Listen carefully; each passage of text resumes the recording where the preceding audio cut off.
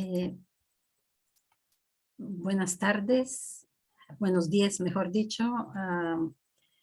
Estoy muy contenta de verlos de nuevo. Con muchos de ustedes nos conocemos desde los cabildos que organizamos después del 18 de octubre de 2019. Con otros nos conocemos desde las charlas que tenemos en el último tiempo. Para que podamos votar informados el 4 de septiembre es muy necesario que seamos informados y la idea de nuestra escuela de facilitadores y facilitadoras constituyentes es justamente eso, adquirir conocimientos sobre la nueva constitución, explicarlos de una forma muy simple para hacer sentido común a la gente con la cual vamos a hablar en las plazas, en los barrios, en las poblaciones, para que el 4 de septiembre ese voto obligatorio sea informado y para que el 4 de septiembre pueda ganar el apruebo. Así que sin más introducción, voy a dejar con ustedes a Hugo Genaro en esta Hugo Genaro Tórtora. En esta oportunidad vamos a tener dos expositores, Hugo Tórtora y la profesora Ingeniera Zúñiga. El profesor Tórtora es abogado con 10 años de experiencia en docencia universitaria, licenciado en Ciencias Jurídicas por la Universidad de Valparaíso, magíster en Derecho Constitucional de la Universidad de Talca y doctor en Derecho por la Universidad de Valparaíso, especialista en área de Derecho Constitucional. Así que le doy la palabra. Muchas gracias, Miroslava. Agradezco la invitación. Para mí es un gusto estar en este momento reunidos con este selecto grupo de facilitadores. Y bueno, la presentación que quiero hacer es una presentación un poco ambiciosa porque trata de resumir muchos de los principios que se incorporan en el borrador de nueva Constitución y esperemos efectivamente en la nueva Constitución. Así es que no voy a dedicar más tiempo a introducciones y voy a hacer de inmediato la presentación. Voy a compartir aquí mi PowerPoint.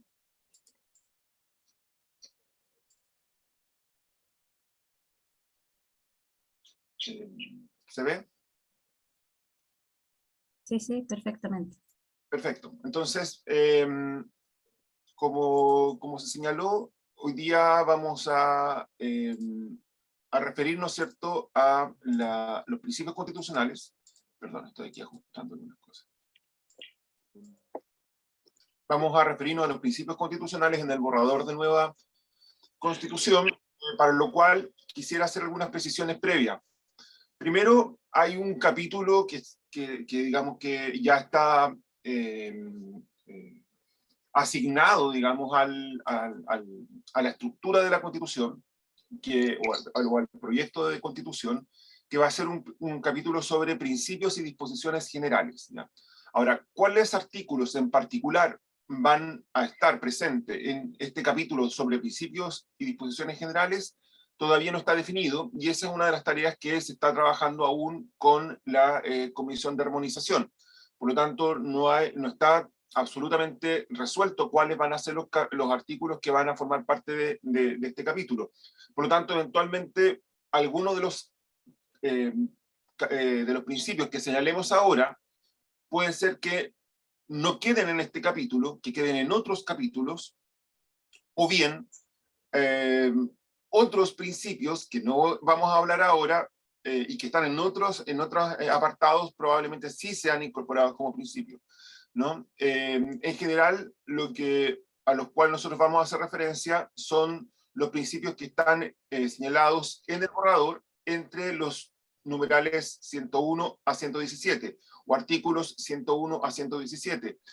Y vamos a incorporar algunos otros artículos como los del 142, 5, 90, etc., ¿no? La propuesta que vamos a realizar, ¿cierto?, es estructurar estos principios sobre la base de 6 temáticas, ¿no? principios relativos al Estado, a la persona, al ejercicio del poder, a los pueblos y sus culturas, a la naturaleza, y podríamos decir otros principios que son hasta el momento inclasificables. Por ejemplo, si partimos con los principios relativos al Estado, habría que revisar, por supuesto, que el artículo 101, que es el artículo, digamos, más relevante en esta materia, el cual vamos a separar en... Y disculpen si voy a hacer un análisis artículo por artículo. Probablemente sería más interesante que hiciéramos un análisis general y amplio, pero en el entendido que lo que estamos haciendo es formar facilitadores. Entiendo que lo importante es que conozcamos y manejemos el lenguaje y los conceptos que están incorporados en el borrador. Ese es el motivo por el cual he preferido, como metodología, hacer este trabajo de revisar artículo por artículo, ¿no? Lo voy a hacer bastante ágil y rápido para que podamos avanzar bien. Este artículo 101, en su inciso primero, establece este principio que es fundamental y que tenemos que manejarlo muy bien, y que Chile es un Estado social y democrático de derecho, es pluricultural, es plurinacional, intercultural y ecológico. Se parte diciendo que Chile es un Estado social y democrático de derecho. Este es un concepto muy importante, es revolucionario para nuestra historia constitucional, pero no es revolucionario para el derecho constitucional en el mundo, ¿cierto? No estamos simplemente plegando a un movimiento constitucional que ya está bastante arraigado en el mundo occidental, que es la del Estado social y democrático de derecho. Aquí hay tres conceptos que son importantes. Primero, Chile es un Estado de derecho. No nos podemos concentrar solo con que es un Estado social y democrático, sino que, en primer lugar, es un Estado de derecho. ¿Qué significa que sea un Estado de derecho? Que todas las personas, todas las autoridades, los ciudadanos y ciudadanas, todas las instituciones, ¿no?, públicas y privadas, deben respetar el ordenamiento jurídico, ¿no?, que nos rige. Y debemos hacernos responsables por las conductas que realicemos. Esto es básico, ¿no? Es un principio que tiene que ver con el límite del poder y con la organización del poder, ¿no? Una vez que nosotros hemos entendido que Chile es un Estado de derecho, es al mismo tiempo social y democrático. Es social porque hay una orientación principal del Estado en la satisfacción de las necesidades sociales básicas de la población, ¿no? Y ahí lo relacionamos directamente con los derechos sociales, que ya conocemos, como es la educación, como la salud, como la seguridad social, como la vivienda, como el agua, etc. Entonces, es un Estado de Derecho que tiene límites, pero al mismo tiempo tiene una ocupación importante en materia de satisfacción de derechos sociales. Y es un Estado democrático porque más allá de tener autoridades, contar con autoridades que son elegidas democráticamente, también se incorporan mecanismos de participación, de democracia directa, ¿cierto?, una mayor participación de la ciudadanía en la toma de decisiones. La idea de Estado democrático tiene que ver fundamentalmente con una ampliación de la democracia en dos sentidos, ¿no? Una ampliación subjetiva, en el sentido de que se incorporan nuevos actores, nuevos entes al sistema democrático. Pensemos que originalmente en la democracia solo participaban los hombres blancos con determinados recursos económicos, ¿cierto? Luego esto se amplía para eliminar las barreras económicas, ¿cierto?, y promover un sufragio universal, pero aún masculino. Posteriormente se sigue ampliando hacia la incorporación de la mujer en la participación política, y ahora se habla también de otros entes, ¿no?, que también participan, por ejemplo los pueblos, como un ente colectivo de participación, digamos, que tiene derecho a participación política. Entonces hay una ampliación subjetiva, pero también hay una ampliación objetiva relativa a nuevas formas de participación que no sean exclusivamente el sufragio. También Chile pasa a ser un Estado plurinacional, ¿no? En este artículo se señala que Chile es un Estado plurinacional. Lo voy a mencionar solamente por el momento, lo vamos a desarrollar un poquito más después. Lo mismo que es un Estado intercultural, señala que es un Estado ecológico. La naturaleza pasa a tener un rol primordial en la Constitución, ¿no? hay un avance en la relación del ser humano con la naturaleza, que también vamos a abordar.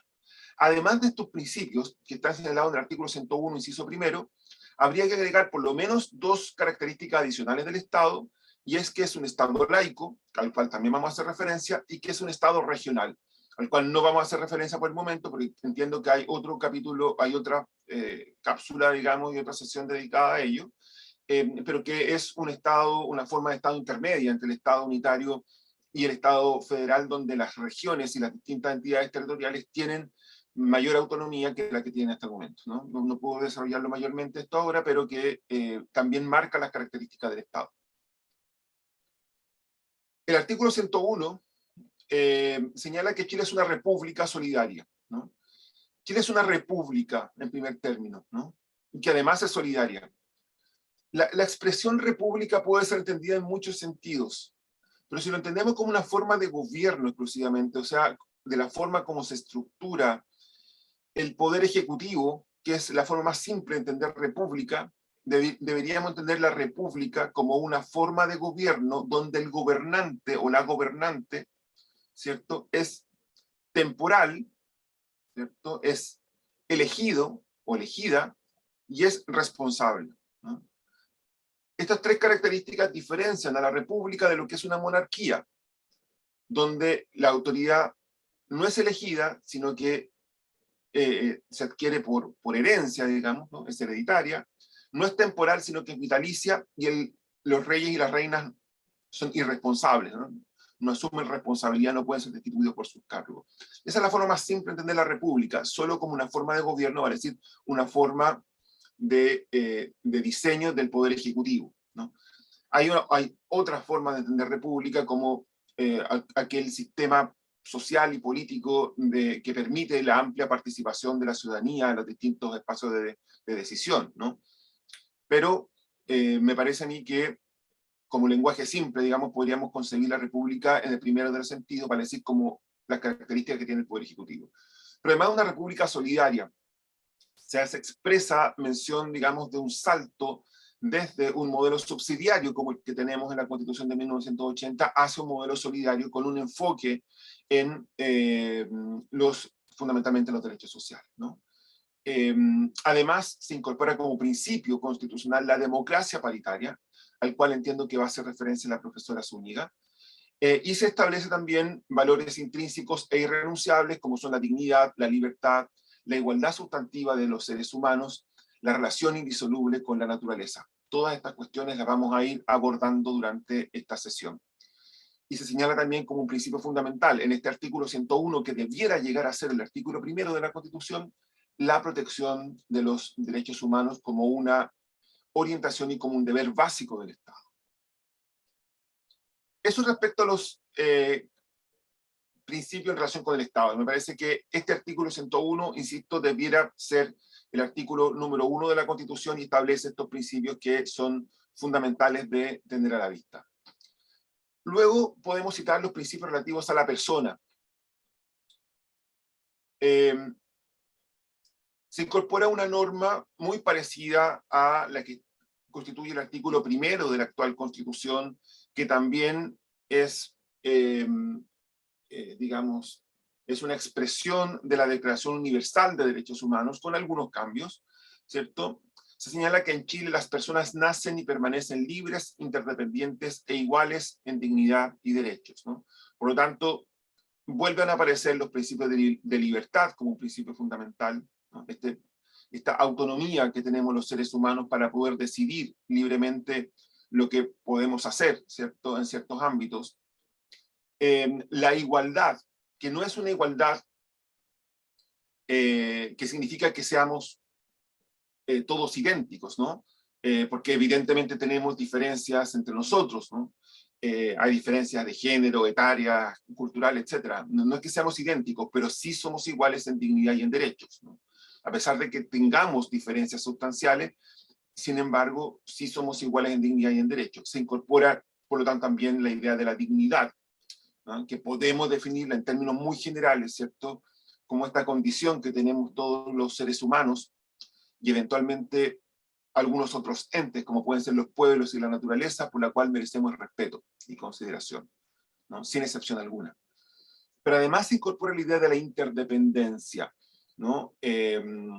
También en un salto importante desde una mirada individualista del ser humano, como es la que estaba en la Constitución y que está presente en la Constitución de 1980, hacia una mirada social donde los seres humanos interactuamos en la vida social, ¿no? Se establece el deber del Estado entonces de respetar, promover, proteger y garantizar los derechos humanos, en términos también bastante parecidos a lo que existe hoy día en la Constitución. Aquí no hay un salto demasiado importante, ¿no? Probablemente digamos, se explicita la idea de proteger y garantizar los derechos. Hay una concepción amplia de los derechos fundamentales en el sentido de que no quedan restringidos exclusivamente a los derechos que están en la Constitución, porque se habla de los derechos fundamentales reconocidos en la Constitución y en los tratados internacionales ratificados por Chile que se encuentran vigentes, vale decir, se le da relevancia también, y vamos a explicar esto luego también, se le da relevancia a los derechos humanos que están presentes en los tratados internacionales, ¿no? Y además se establece el deber del Estado, como decíamos, de garantizar debidamente estos derechos a través de mecanismos eficaces, oportunos, pertinentes y universales. De manera que también aquí hay un principio o hay un artículo que es muy importante, que probablemente uno podría advertir que va a ser algo así como el artículo 2 de la Constitución. También se incorpora un principio básico, y es que la idea de igualdad sustantiva. Hay un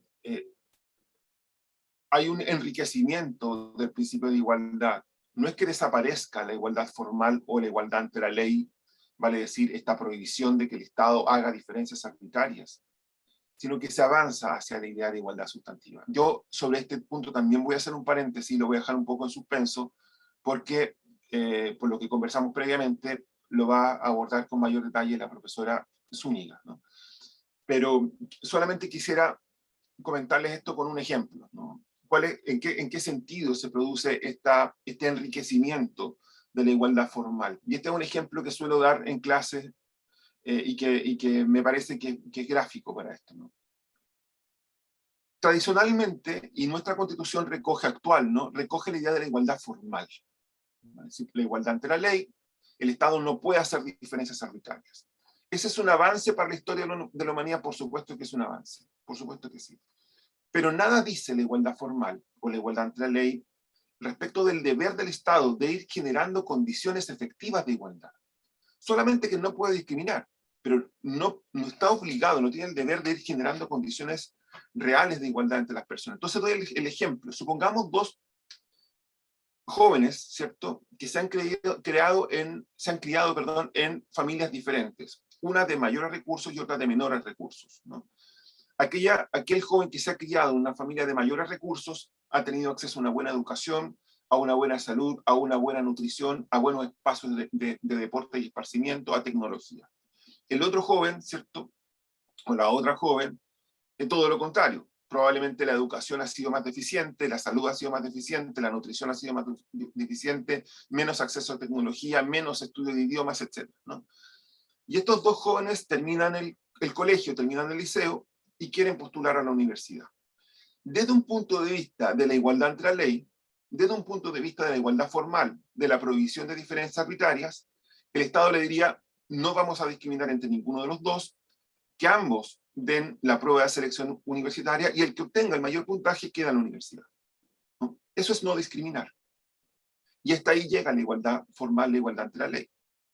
Ahora bien sabemos que esa competencia, digamos, esa disputa por aquel cupo en la universidad no es una disputa justa, porque una de las personas está en mejores condiciones de acceder a ese cupo que la otra persona, ¿no? Y esa tarea es de la cual se tiene que hacer cargo el Estado cuando recoge la igualdad sustantiva, ir generando efectivas condiciones de igualdad entre las personas para que no se produzcan estas diferencias reales en la vida de los seres humanos, ¿no?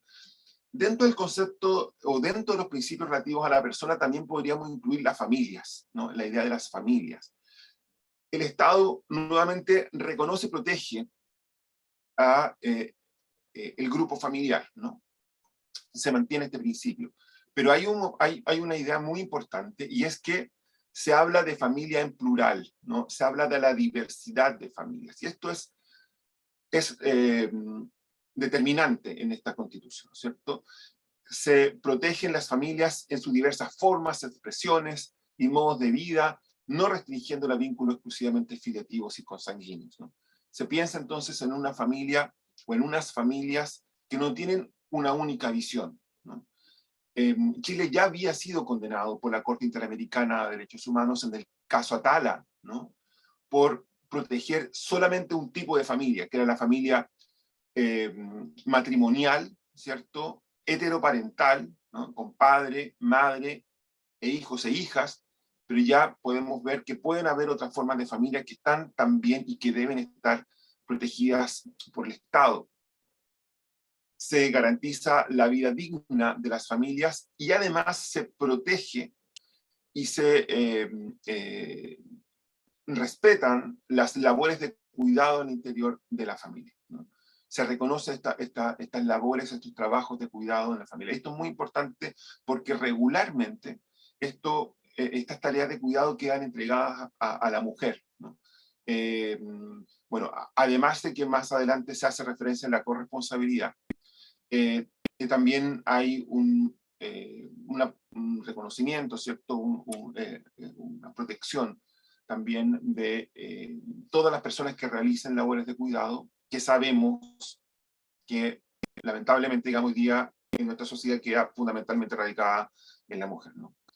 Sin perjuicio, insisto, de que se avanza en la corresponsabilidad en otras disposiciones que no vamos a ver ahora.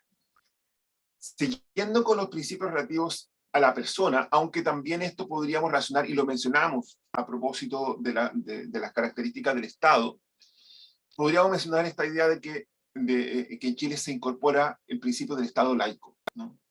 ¿Por qué lo vinculamos con la persona? También con el Estado, pero ¿por qué con la persona? Porque el Estado laico es una herramienta o es una garantía para la libertad religiosa, que es un derecho individual, que es un derecho humano. Cuando el Estado es cuando tenemos un Estado confesional, cuando tenemos un Estado que se matricula, que se incorpora, digamos, como un principio los valores de una determinada religión, ¿cierto? Todas las leyes, todas las normas, todas las políticas quedan teñidas con esa religión, quedan imbuidas con esa religión, ¿no? Y por lo tanto, una persona, aun cuando practique una religión diferente, o aun cuando no practique ninguna religión, cuando el Estado es confesional, igualmente le es impuesta una visión religiosa, ¿no? Afectándose, por lo tanto, su libertad religiosa. Entonces, el Estado laico también es una garantía de la libertad religiosa. No hay religión oficial del Estado, se respetan las diferentes creencias, las diferentes religiones, las diferentes cosmovisiones también, según lo que vamos a ver. Que el Estado sea laico no significa que sea un Estado antirreligioso, ¿no? Que no es que persiga las religiones, ¿no? Sino que simplemente permite la diversidad de religiones, la diversidad de creencias, y que el propio Estado no asume una religión como religión oficial. Y por último, dentro de estos principios relativos a las personas, habrá que señalar que el artículo 111 otorga rango constitucional a los derechos humanos que están garantizados no solamente en la Constitución, sino que también en los tratados internacionales sobre derechos humanos y en los principios internacionales y en la costumbre internacional. Vale decir, el derecho internacional de los derechos humanos, más específicamente, los derechos que están reconocidos en el derecho internacional de los derechos humanos, pasan a tener rango constitucional. ¿Qué significa esto en la práctica? Significa que todo el ordenamiento jurídico chileno, todas las leyes, todos los reglamentos, todos los actos provenientes del Estado de Chile, no solamente deben respetar la Constitución, sino que también deben respetar los derechos reconocidos por el derecho internacional.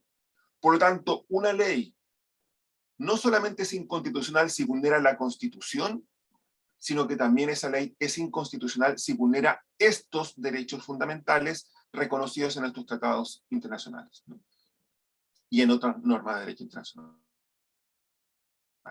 Hay deberes del Estado en esta materia y también se establece de manera explícita que es deber del Estado prevenir, investigar, sancionar y reparar integralmente las violaciones a los derechos humanos. No solamente las, ojalá que no ocurran, las futuras violaciones, sino que también las pasadas violaciones a derechos humanos. Respecto del ejercicio del poder, estoy tratando de ir lo más rápido posible, ¿no? También con cierta dosis de claridad para poder entender bien toda esta materia.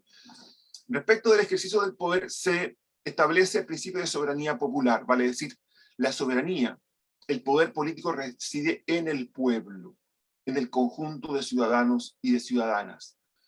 La tradición histórica de Chile es que desde 1818, vale decir, del primer texto constitucional de Chile independiente, la soberanía se hacía radicar en la nación, que es un concepto abstracto, es un concepto bien complejo de definir, y permitió muchas veces de que algunos grupos, ¿cierto?, creyendo ser los intérpretes de la voluntad y de la nación, ¿cierto?, asumieron roles que en rigor no tenían un respaldo democrático, ¿no? Hoy día se dice la soberanía reside en el pueblo, no en concepto abstracto, sino que en estos ciudadanos y ciudadanas, ¿cierto?, que forman parte del pueblo de Chile. Ahora, que radiquen en el pueblo no significa que no reconozcamos la diversidad cultural y por lo tanto se señala expresamente de que el pueblo de Chile está conformado por las diversas naciones. Por supuesto que por los ciudadanos y por las ciudadanas, pero digamos está compuesto por individuos, ¿no? Pero también por las diversas naciones, en el sentido de que Chile es un Estado plurinacional, ¿no? Este ejercicio, este poder, esta soberanía es ejercida democráticamente de manera directa e indirecta. Se reconoce el mecanismo de democracia directa, ¿no? Como por ejemplo la iniciativa popular de ley, pero también obviamente el ejercicio del poder se ejerce de manera indirecta a través de nuestras autoridades. Eso significa indirecto o indirecto. Ninguna persona, grupo de personas puede atribuirse su ejercicio y el poder tiene como límite fundamental el respeto por los derechos humanos. Nuevamente aparecen los derechos humanos como un principio fundamental. La democracia, siempre en estos principios generales del ejercicio del poder, es una democracia inclusiva y paritaria. Nuevamente hago el paréntesis porque esta materia la va a tratar con mayor detalle y mucho mejor que yo la profesora Yanira Zúñiga, y se establecen distintos mecanismos de ejercicio del poder. Perdón, de ejercicio de la democracia, creo que sí, ¿no? Hay mecanismos de democracia directa, herramienta a través de la cual la ciudadanía puede participar directamente, iniciativas populares de ley, iniciativas derogatorias de leyes, participaciones locales en las entidades territoriales, ¿cierto? Audiencias públicas, etc. Entonces, es el ejercicio directo. También hay la noción, digamos, la incorporación de mecanismos de democracia participativa, a través de los cuales las personas también pueden incidir en la toma de decisiones a nivel central, ¿no? No es que las personas tomen directamente decisiones, sino que inciden en la toma de decisiones a través de mecanismos de democracia participativa. También la democracia representativa, ¿cierto? Obviamente que es a través de las autoridades, y también se reconoce la democracia comunitaria. Democracia comunitaria que tiene que ver con esta idea de que no solamente el ser humano es el único individuo ente político, sino que también hay entes políticos colectivos, como son los pueblos y naciones indígenas fundamentalmente. Mecanismo de participación de los pueblos y naciones indígenas, a través de los escaños reservados, por ejemplo, a través de la consulta indígena. ¿Ya? Voy a tratar de ir más rápido. Y dentro de la democracia también se incorporan los principios de probidad, de transparencia, de rendición de cuentas. Hay una lucha por la corrupción. Se establece que las personas que hayan sido condenadas, en otros artículos, que hayan sido condenadas por delitos relativos a la corrupción, no podrán optar nuevamente a cargos públicos. se incorpora el principio de transparencia y solo la ley podría establecer razones de reserva o secreto de ciertos actos fundados principalmente o en los derechos fundamentales o en la seguridad de la nación o en el debido cumplimiento de las funciones del órgano del Estado. Son 6 puntos los que vamos a tocar. Vamos al cuarto, principios relativos a los pueblos y a sus culturas. Aquí incorporamos un artículo que no está dentro de los correlativos que hemos analizado, sino que retrocedemos al artículo 5, que me parece a mí que debiera estar en el capítulo de los principios, porque es aquí donde se señala expresamente que Chile es un Estado plurinacional e intercultural, ¿no? Que reconoce la coexistencia de diversas naciones y pueblos en el marco de la unidad del Estado. Se señala en otros artículos que se reconocen a estos pueblos y naciones como pueblos y naciones preexistentes, anteriores al Estado. ¿Y qué significa que Chile sea un Estado plurinacional? Me permitiría señalar de que la noción de Estado plurinacional tiene una doble dimensión, y me parece que aquí esto es importante señalarlo. Yo sé que ha habido referencias de esta temática en otras sesiones, pero me parece importante señalar esto. La concepción de plurinacionalidad tiene 2 dimensiones, una dimensión política y una dimensión cultural. Políticamente, de un punto de vista político, cuando se dice que el Estado es un Estado plurinacional, significa, digamos, que los pueblos y naciones indígenas pasan a tener derechos políticos, ¿no? Y estos derechos políticos se manifiestan tanto a través de la autonomía como de la participación. ¿En qué sentido autonomía? Cuando hablamos de la plurinacionalidad, los pueblos y naciones indígenas gozan y pueden gozar efectivamente de un derecho que está reconocido en instrumentos internacionales, como es el derecho a la libre determinación. Pueden nombrar a sus autoridades, pueden ejercer su justicia, tienen derecho a que se respete su ordenamiento jurídico, etc., ¿no? Autonomía de los pueblos. Pero además, estos pueblos tienen derecho a participar en la toma de las decisiones a nivel central. O sea, no solamente los pueblos indígenas toman decisiones dentro de sus territorios, sino que también inciden en la toma de decisiones a nivel central. ¿Y cómo lo hacen? A través de escaños reservados en el órgano legislativo y en otros órganos colegiados, ¿cierto? A través de la consulta indígena y de otras herramientas que pueden servir a los pueblos para que incidan en la toma de decisiones centrales. Esa es la plurinacionalidad política. Pero también hay una plurinacionalidad, o otra cara de la plurinacionalidad es el rasgo cultural, en el sentido del respeto por las culturas de los pueblos, el respeto por su lengua, el respeto por sus cosmovisiones, ¿no? Entender, digamos, de que hay que poner término a esta asimilación de una cultura respecto de las otras, ¿no? Y debe existir un respeto en situación de igualdad, de justicia entre la diversidad cultural, ¿no? Se mencionan los pueblos y naciones indígenas, cuáles van a ser los que se van a considerar sin perjuicio de otros que señale la ley, y se establece en otro artículo que vamos a mencionar más tarde, que los pueblos y naciones indígenas son titulares de derechos, no solamente los individuos, sino que también los pueblos. Se establece el principio de interculturalidad, promoviendo, por lo tanto, un diálogo intercultural, horizontal y transversal entre las diversas culturas, debiendo el Estado establecer mecanismos efectivamente que aseguren este diálogo intercultural. Dice, superando las asimetrías existentes en el acceso, distribución y ejercicio del poder y en todos los ámbitos de la vida en sociedad. Vale decir, reitero esta idea de que la plurinacionalidad no es solamente la transformación política del Estado, sino que también tiene que ver con una transformación cultural y un cambio en la forma como nos hemos relacionado con las distintas culturas que forman parte de nuestro país. Se reconoce el Estado, Chile como un Estado plurilingüe, se establece un idioma oficial, como es el idioma castellano. También se reconoce la oficialidad de los distintos idiomas o lenguas de los pueblos indígenas. Estos pueblos indígenas entonces también sus propias lenguas como lengua oficial en sus territorios y zonas, dice, de alta densidad poblacional de cada pueblo. Por lo tanto, se valoran las lenguas indígenas, y esto es muy importante porque proteger las lenguas no solamente proteger la cultura de los pueblos indígenas, sino que además hay ciertos discursos, hay ciertos términos que solo los podemos entender desde las lenguas indígenas, o desde ciertas lenguas.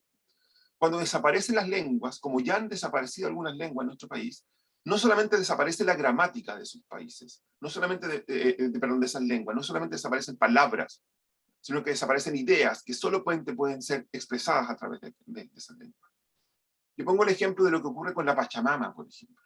La expresión Pachamama no es traducible al español o al castellano. No tiene una traducción. Se habla de la madre tierra, pero no es exactamente una madre tierra.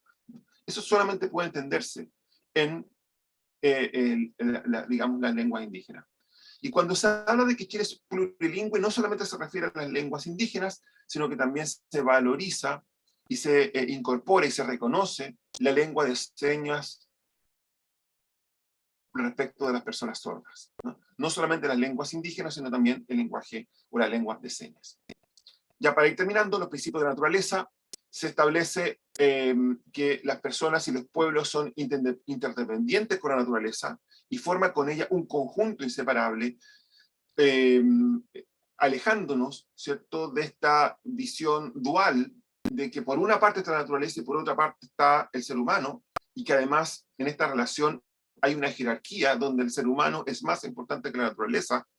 Esto se vincula además con el reconocimiento de los derechos de la naturaleza, ¿no? La naturaleza ahora titular de derechos fundamentales. Esto es revolucionario para nuestro sistema jurídico y político. Se establecen además deberes del Estado en relación con la naturaleza. Todo esto tiene que ver con algo que dijimos al comienzo, de que Chile es un Estado ecológico, y esto lo tenemos que razonar al mismo tiempo con dos artículos adicionales, como es el artículo 242, ¿no?, que ya lo habíamos mencionado respecto a los pueblos, cuando se reconocen distintos titulares de derechos.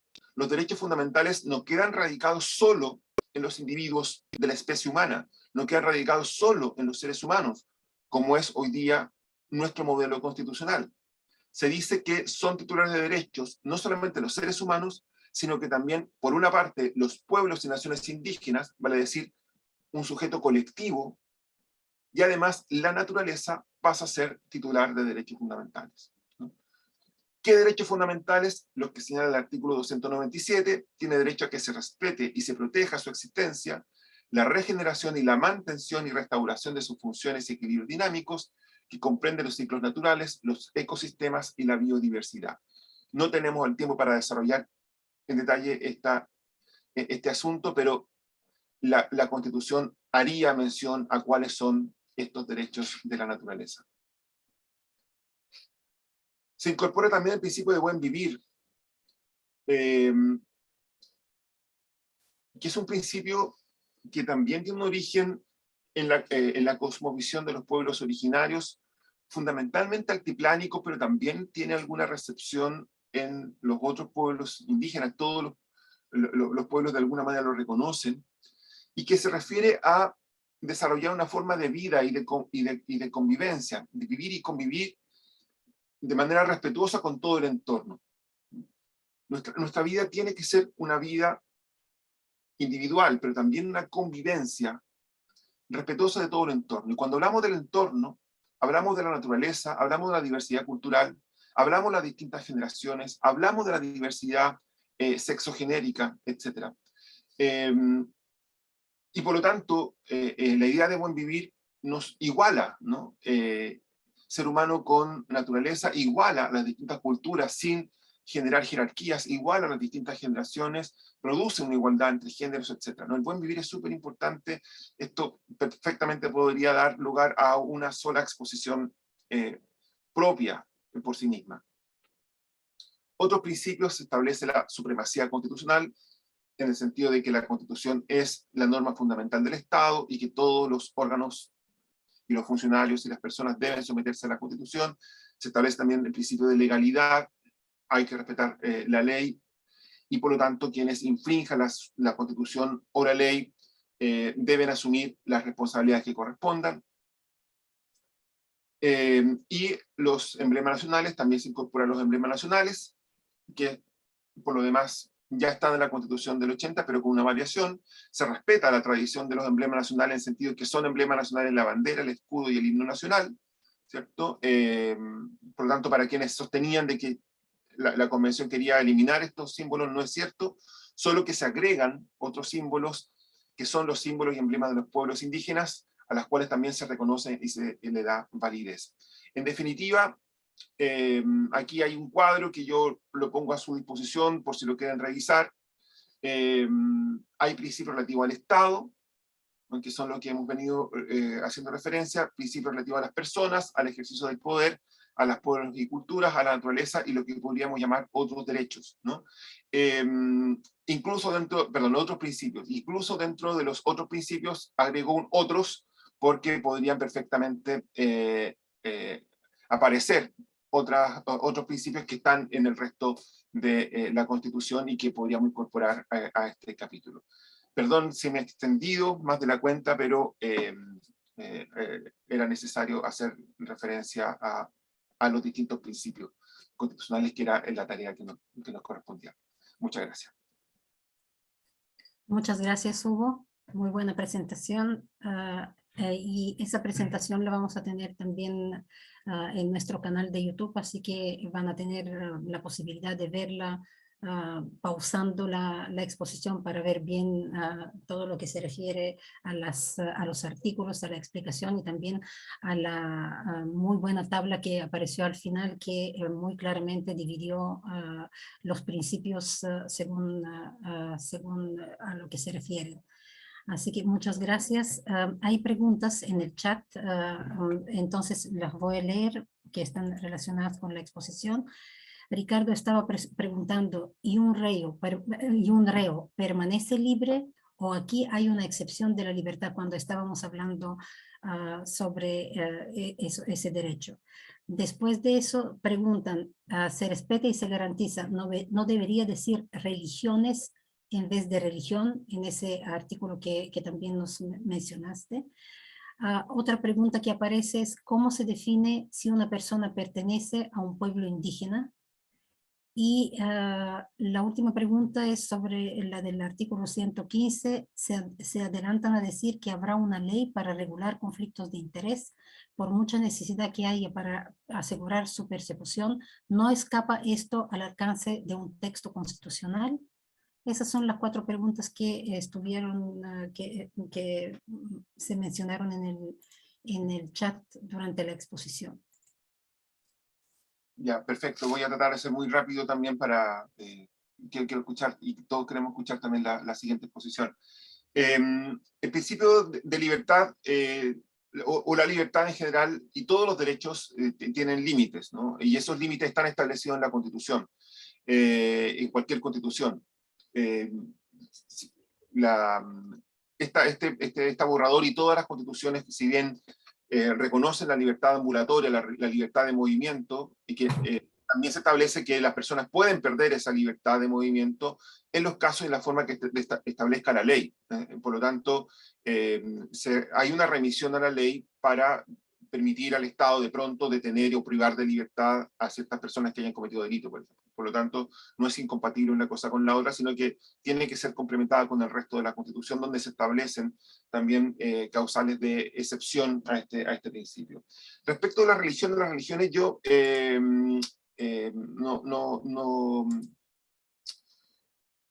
no tengo a la vista exactamente, déjenme...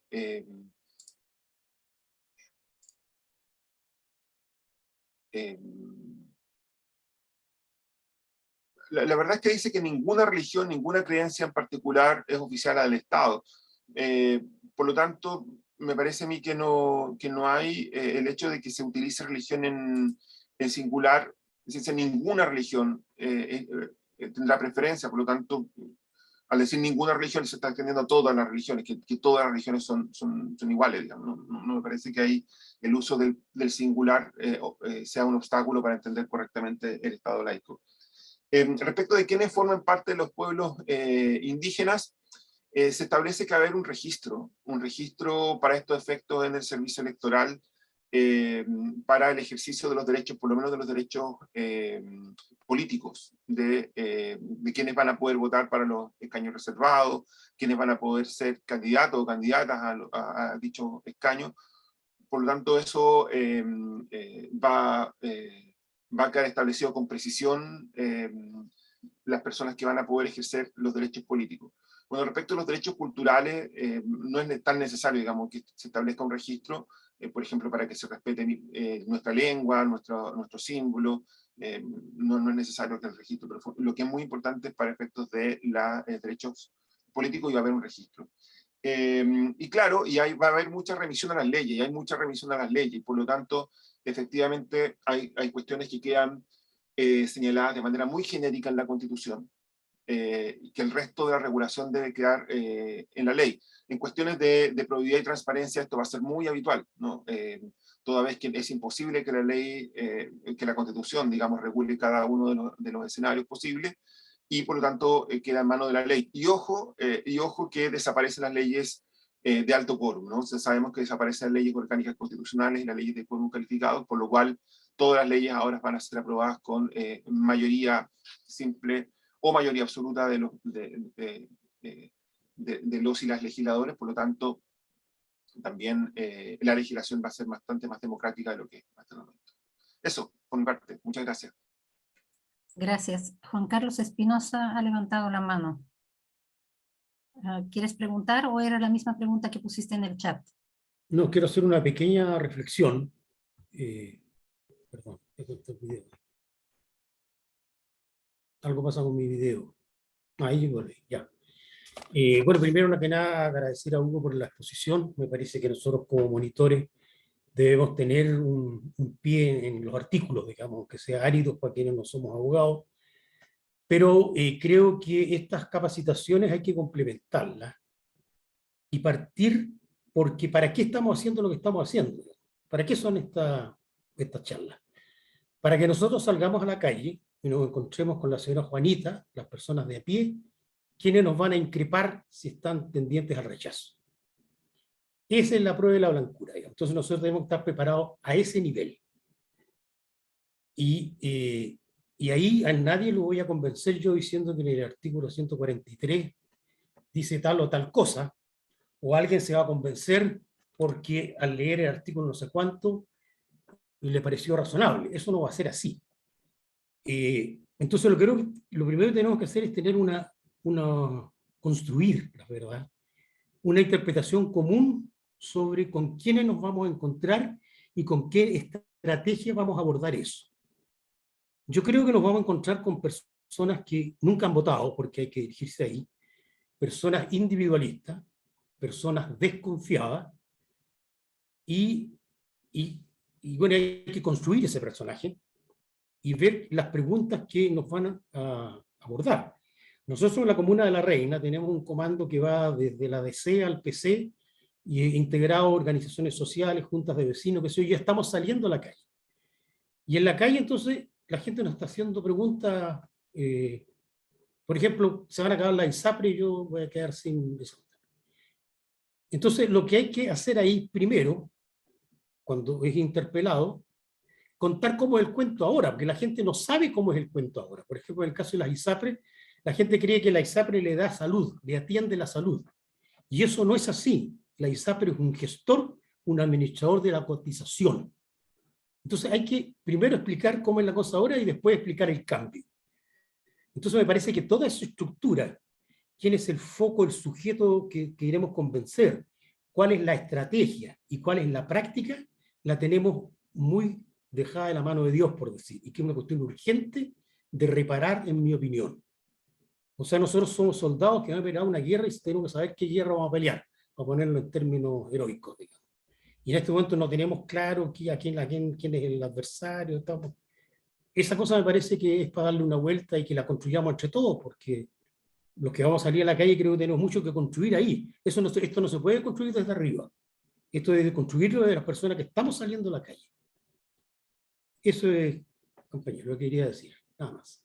Ok, Gracias, Juan Carlos. Nuestras charlas también son informativas porque también tenemos que informarnos. Vamos a tener otro tipo de charlas también donde va a ser estrategias de cómo ir a la calle, de cómo hablar. Vamos a verlo con compañeros que son comunicadores. Así que vamos a tener también eso, pero sobre todo tenemos que informarnos para saber de qué se trata el borrador y no solamente llamar a votar sin información. Además de eso, aquí felicito a la formación del comando en La Reina, pero esas charlas no son un comando, son una ayuda para formarnos y para salir después a la calle con información para dar y transmitir esa información. Diego, veo que Diego también levantó la mano. Sí, no, yo quería agradecerte, bueno, a ti y a Hugo por esta charla. Creo que es súper importante que estemos como bien capacitados para salir en la calle, porque si no, no vamos a saber qué decir. Así que eso, agradecerle más que nada. Muchas gracias, Diego. Entonces, ahora vamos a pasar a la segunda parte con la profesora Yanira Zúñiga, que es licenciada en Derecho de la Universidad Austral de Chile, doctora en Derecho de la Universidad Carlos III de Madrid, España. Ha realizado una formación postdoctoral en el equipo de estudios de género SAGESE, perteneciente a la Universidad de Toulouse, de Francia, y actualmente se desempeña como profesora asociada de Derecho Constitucional y de Derecho Internacional en la Facultad de Ciencias Jurídicas y Sociales de la Universidad Austral, donde ejerce además como prodecana. Sin otras palabras más, le doy la palabra a la profesora Yanira. Bien, muchísimas gracias. Yo ya dejé de ejercerse como prodecana, bueno, lo digo para no usurparle el puesto al actual prodecano. Quiero compartirles una presentación. Como decía Hugo, yo quiero centrarme más bien en las cuestiones relativas a las innovaciones en términos de género. Me voy a poner también un temporizador para que luego podamos hablar.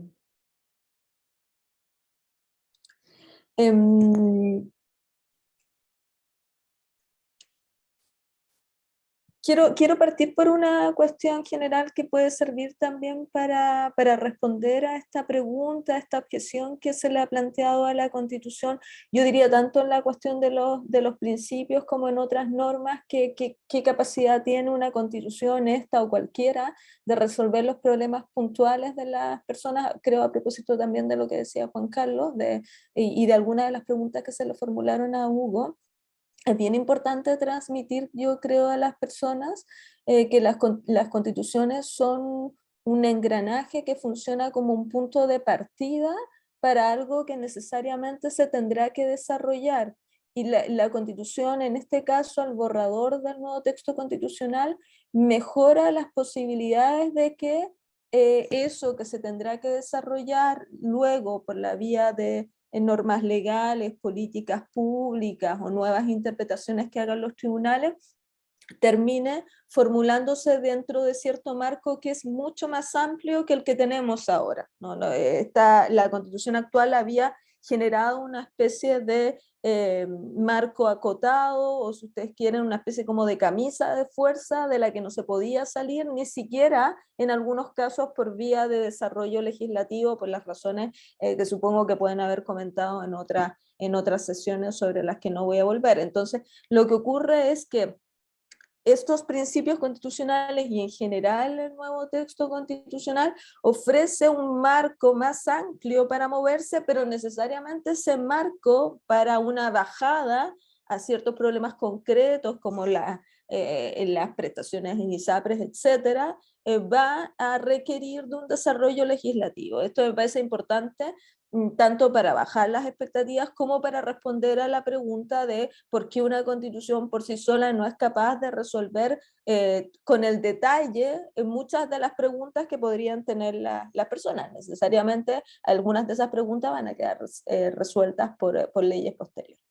O sea, ¿qué son los principios? ¿Qué es lo que nos ocupa ahora? Son normas generales y son normas generales de contenido axiológico. Esto significa que tienen un compromiso de carácter moral. Por eso es que aparecen normas relativas a la comprensión, a la manera en que nos entendemos como sociedad, que nos entendemos como personas, que entendemos a ciertos grupos. Esos son los nuevos acuerdos que están surgiendo en nuestro texto constitucional, y por eso es que aparecen ideas innovadoras que no estaban en el texto actual, como las que nos ha mostrado Hugo, ¿no? La idea de que aparezca la naturaleza, la idea de que aparezcan otros grupos, como voy a decir enseguida, pero también lo dijo Hugo, que aparezcan otros grupos de personas como titulares de derecho, que no aparecían ni siquiera mencionados en el texto actual. La idea de que pensemos nuestras relaciones en una clave menos individualista, menos neoliberal y más solidaria, más comunitaria, es decir, son esas las cosas que están mapeando estos nuevos principios.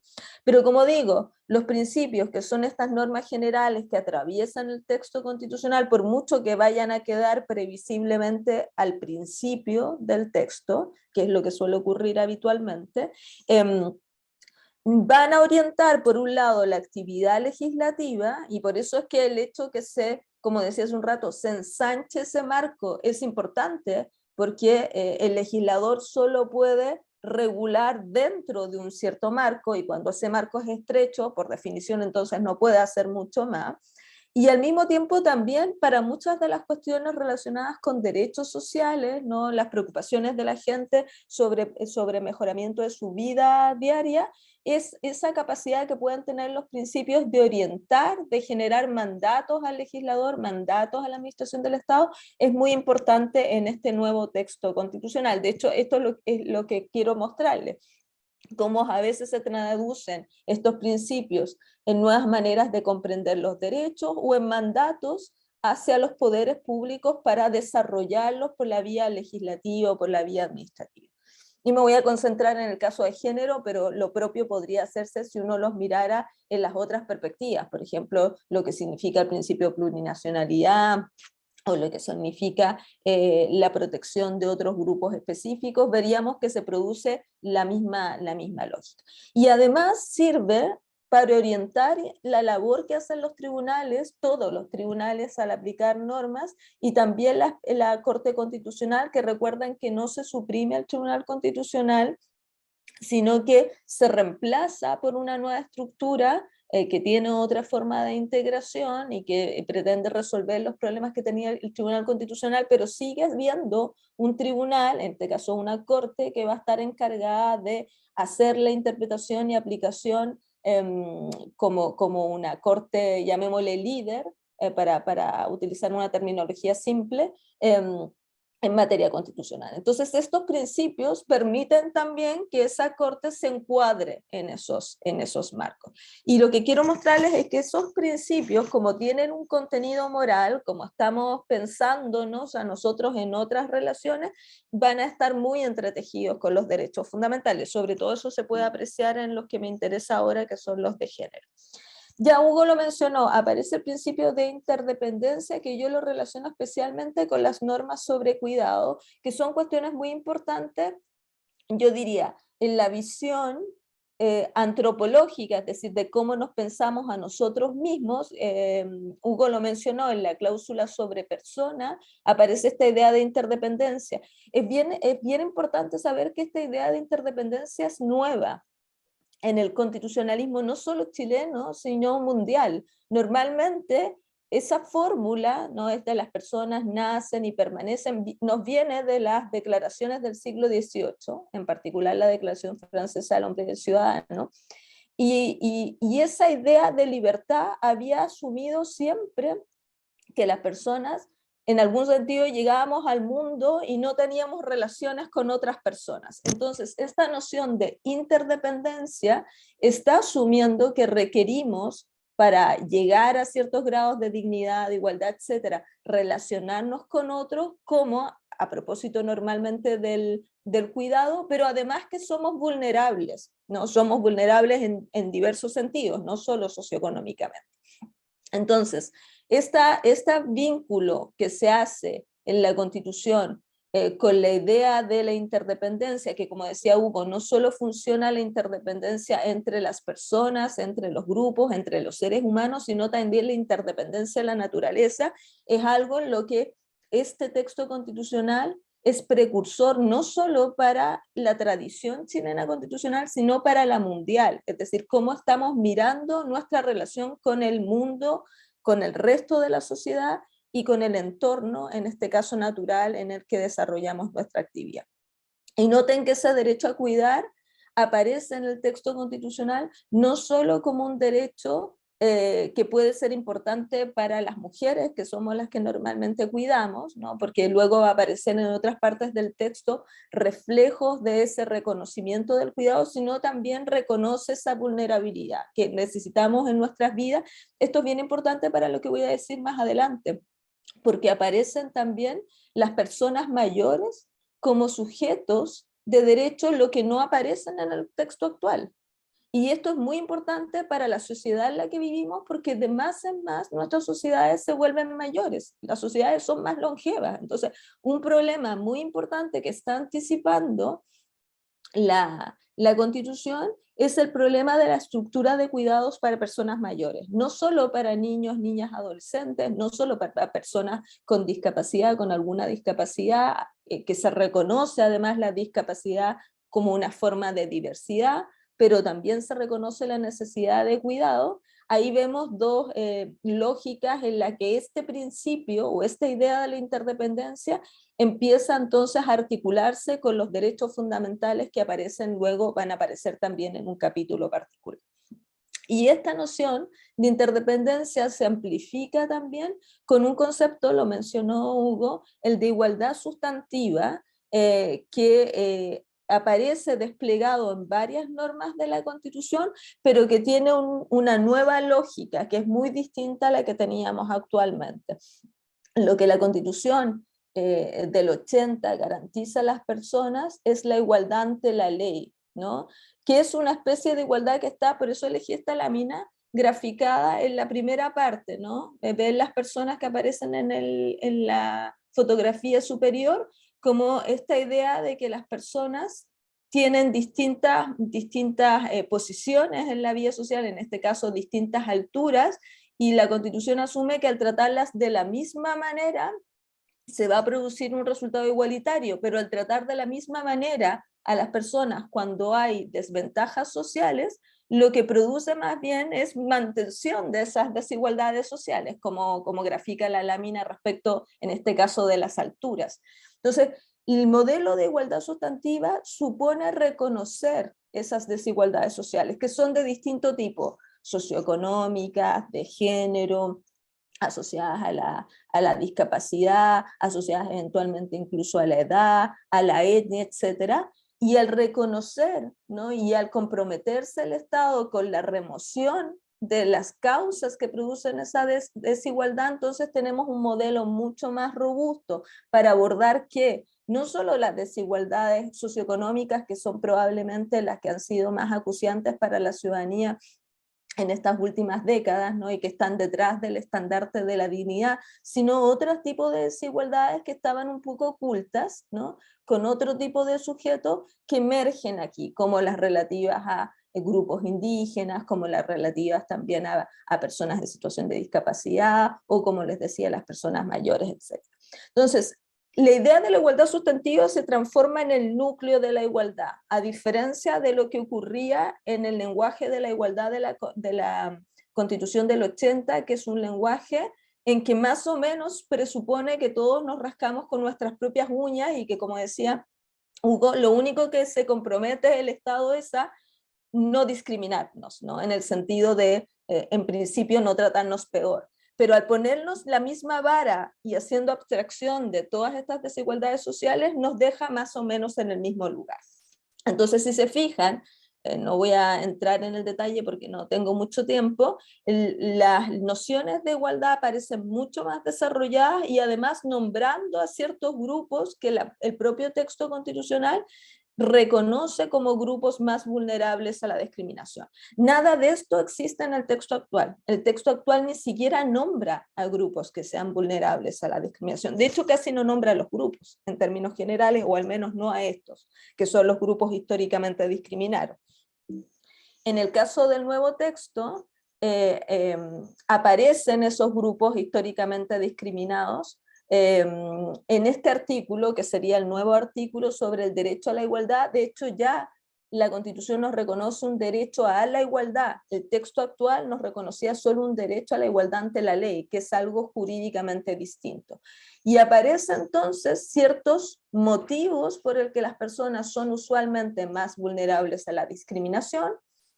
En el inciso segundo, en el párrafo segundo del artículo que les estoy mostrando, no se nombran ciertos motivos, la nacionalidad, la edad, el sexo, la orientación sexual, afectiva, no los voy a leer todas, pero aparece un catálogo de motivos que nos exponen a la discriminación, ¿no? Y esta es una introducción bien novedosa porque va a reforzar el dispositivo frente a la discriminación, que era muy pobre bajo el texto actual. Aparece también la idea de que la discriminación puede anular o menoscabar la dignidad humana, eso tampoco aparecía en el texto actual. Aparece que las personas pueden ser todavía más vulnerables a la discriminación cuando reúnen en su propia biografía diversos motivos, a eso se refiere el párrafo final que les estoy mostrando, ¿no? Está incorporando una noción que técnicamente se llama interseccionalidad, aunque no la nombra, pero son los casos en que confluyen respecto a una persona más de una categoría, condición o criterio de los señalados. Por ejemplo, una mujer pobre, una mujer indígena, serían casos en que hay más vulnerabilidad, ¿no? Un hombre migrante, etcétera, ¿no? La Constitución asegura a todas las personas la igualdad ante la ley, como decía Hugo, se mantiene esta idea, pero esta idea no es ese marco estrecho que era bajo la Constitución actual, sino que esa idea es el punto de partida, la igualdad ante la ley, y el punto de llegada es la igualdad sustantiva. Y por eso voy a volver atrás. Esto se correlaciona, como les decía, esta idea de igualdad con la aparición de una serie de nuevos titulares de derechos que son nombrados y que tienen reglas específicas de protección. Ya lo dijo también Hugo, pueblos indígenas, que además hay toda una gama de principios asociados a los pueblos indígenas. Las mujeres, que son los principios asociados a la lógica de género, sobre esto voy a volver enseguida. Diversidades sexuales o disidencias sexuales, ahí hay una terminología doble que seguramente en el texto final se va a afinar, se va a homologar. Niños, niñas y adolescentes aparecen por primera vez en el texto constitucional, no aparecen en el texto actual. Los niños, niñas, adolescentes, las personas mayores tampoco aparecen, las personas con discapacidad tampoco aparecen, y tampoco aparecen las personas privadas de libertad como titulares específicos de derecho. Y luego lo que les decía, como los principios a su vez pueden transformarse en mandatos de actuación para políticas públicas, les quiero mostrar algunas normas en las que esta idea de igualdad sustantiva aparece como un mandato que debe ser respetado por el legislador y por la administración del Estado cuando desarrolle políticas. Por ejemplo, las de equidad, solidaridad y justicia territorial, donde los grupos empobrecidos históricamente vulnerados deben ser especialmente destinatarios de medidas de acción positiva, dice el texto. En el derecho a la vivienda también de nuevo aparece la necesidad de que el Estado considere especialmente la idea de estos grupos especialmente vulnerados a estos derechos. Y en el artículo 20, a propósito también de la educación superior, aparece también esta idea. No son las únicas, hay en otras cláusulas en que aparece, pero quiero mostrarles cómo los principios empiezan a actuar también en este texto constitucional, no solo como meras saludos a la bandera, sino como mandatos que buscan orientar la actividad de luego el poder legislativo, que como saben también se cambia en su composición, y sobre todo de la administración del Estado. Y también del Poder Judicial. El Poder Judicial también queda concernido al sistema de justicia, que es la nomenclatura que utiliza el nuevo texto constitucional, queda concernido por esta idea de igualdad sustantiva, ¿no? De que su manera de interpretar las normas constitucionales, legales, tratados internacionales, etcétera, porque el sistema involucra una serie de normas, se hagan en este plano más comprometido, ¿no? Con hacer llegar la justicia a grupos que han estado tradicionalmente excluidos o con más dificultades para acceder. Aquí tenemos una innovación. Aparece también el derecho de acceso a la justicia, que es un derecho que no aparece como tal en el texto constitucional, más allá de que, digamos, la gente que se dedica a la academia lo ha intentado construir, pero aquí aparece específicamente nombrado, y aparece nombrado con ánimo de hacer llegar, de acercar a los tribunales a los ciudadanos. Esto creo que puede ser bien importante en el trabajo que se haga con la gente, dado que el Poder Judicial tiene hoy día niveles de desconfianza bien importantes.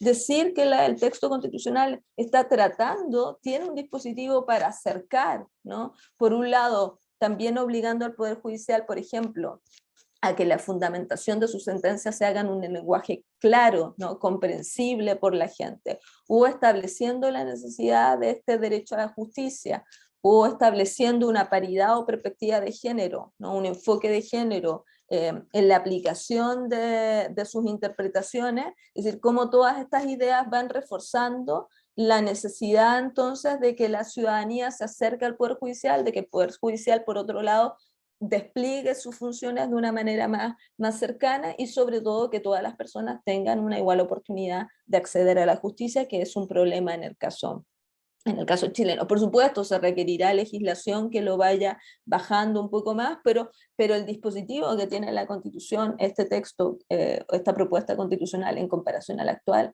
está a años luz, ¿no? De hecho, este problema ni siquiera se mapea como problema en el texto constitucional, es decir, la distancia de la ciudadanía con la justicia o el déficit de acceso a la justicia.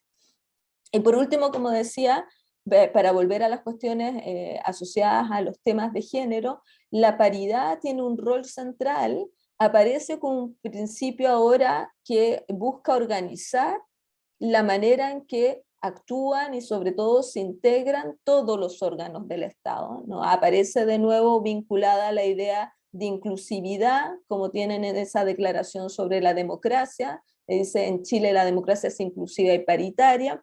Hay otra norma que también venía de la Comisión de Sistema Político que lo dice de forma parecida, y esta idea de paridad se traduce entonces en la necesidad de organizar sobre todo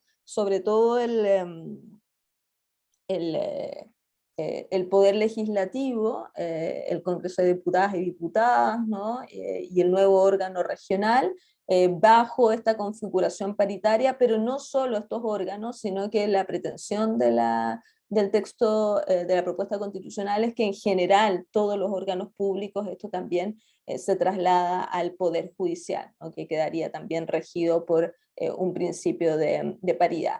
Y aparece, como es obvio, que muchas de esos órganos públicos son órganos representativos, órganos electos, aparece esto traducido también en reglas que luego mandatan una cierta organización del sistema electoral para que se produzca este resultado. Por eso les cito este artículo en donde se establece que la ley debe crear un sistema electoral conforme a los principios de igualdad sustantiva, paridad y alternatividad de género, que es esta idea de que en las listas electorales se produzca este sistema cebra, ¿no? Que se vayan alternando. O sea, aparece de nuevo el principio creando un mandato a ley electoral, y como verán enseguida, también para en general los poderes públicos, ¿no? Cómo los poderes públicos deben adoptar las medidas necesarias para adecuar e impulsar la legislación, instituciones y marcos normativos y prestación de servicios con el fin de alcanzar la igualdad sustantiva. Es decir, no solo hay reglas que fijan la integración de algunos órganos en la Constitución, sino un mandato al legislador para estabilizar esta presencia en el futuro a través de sus desarrollos que por definición serán nuevos, ¿no? Se harán solo si se aprueba esta nueva constitución. Y por último, solo para terminar, porque esta innovación la mencionó Hugo también, a mí me parece central, sobre todo para otra dimensión de las cuestiones de género, que es la admisión de la diversidad de los modelos de familia. Y aquí, no solo esto se refuerza con el uso de la expresión familia en plural, familias, sino que les destaqué que la lógica del marco de la estructura familiar bajo la nueva constitución es mucho más amplia de la que hemos entendido históricamente.